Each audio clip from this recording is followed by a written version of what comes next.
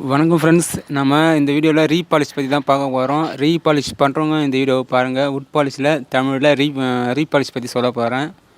வீடியோவை ஸ்கிப் பண்ணாமல் பாருங்கள். சிம்பிளாக முடிச்சிடுறேன். நம்ம ரீபாலிஷ் செய்கிறோம் அப்படின்னா முதல்ல என்ன பாலிஷ் போட்டிருக்காங்கன்னு தெரிஞ்சுக்கணும். இப்போ வந்து நம்ம டச் வுட்டு போட்டிருந்தால் டச் வுட் அடிக்கலாம். இப்போது டச் வுட்டு போட்டுறது மேலே வந்து வேறு ஏதாவது பாலிஷ் போடுறோம் அப்படின்னா அது பொங்கி வரும். அது மாதிரி நம்ம மெனாமில் போடுறோம் அப்படின்னா மெனாமில் பாலிஷ் அப்ளை பண்ணணும். பியூ பாலிஷ் மேலே எந்த பாலிஷ் போட்டாலும் செட் ஆகும். அது வந்து கொஞ்சம் குவாலிட்டியான பாலிஷு பியூ பாலிஷு.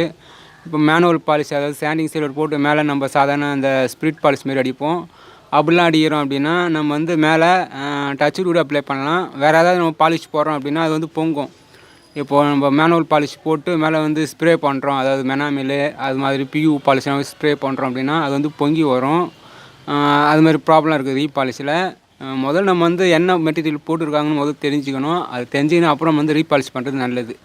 சரி, போட்டுக்கிறது என்ன மெட்டீரியல்னே தெரியல, அது எப்படி கண்டுபிடிக்குது அப்படின்னா நம்ம வந்து தின்னர் வச்சு யூஸ் பண்ணலாம்.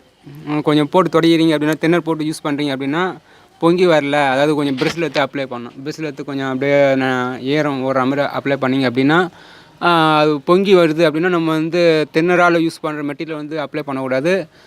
டச் வுட் அப்ளை பண்ணலாம்.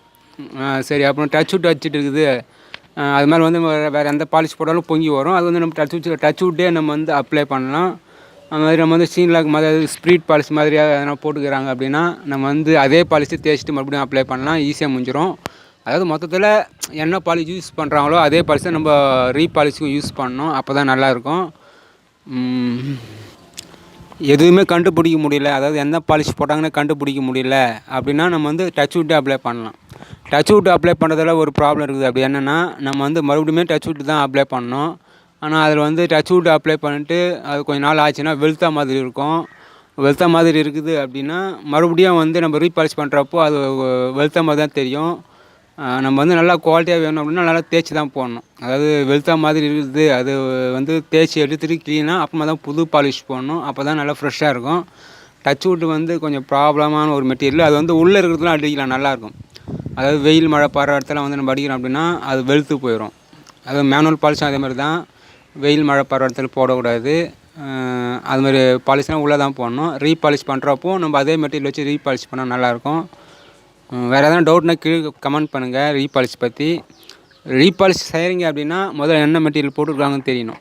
எதுவுமே போட தெரியல அப்படின்னா தேய்ச்சிட்டு, அதாவது பாலிஷ் நல்லா இருந்தால் தேய்ச்சிட்டு மேலே வெறும் ஸ்ட்ரைனர் மட்டும் தொடச்சி எடுத்துகிட்டு அது மேலே வந்து டச் வுட் அப்ளை பண்ணால் நல்லாயிருக்கும். அதாவது டச் வுட் அப்ளை பண்ணால் நல்லாயிருக்கும். தெரியாதவங்களுக்கு சொல்கிறேன் நான். எந்த பாலிஷ்னே போட்டது தெரியல அப்படின்னா டச் வுட் அப்ளை பண்ணால் எதுவுமே ஆகாது. அதுதான் கொஞ்சம் லோவான ஒரு மெட்டீரியல், பொங்கிலாம் வராது அவ்வளோ சீக்கிரத்தில், நல்லாயிருக்கும்.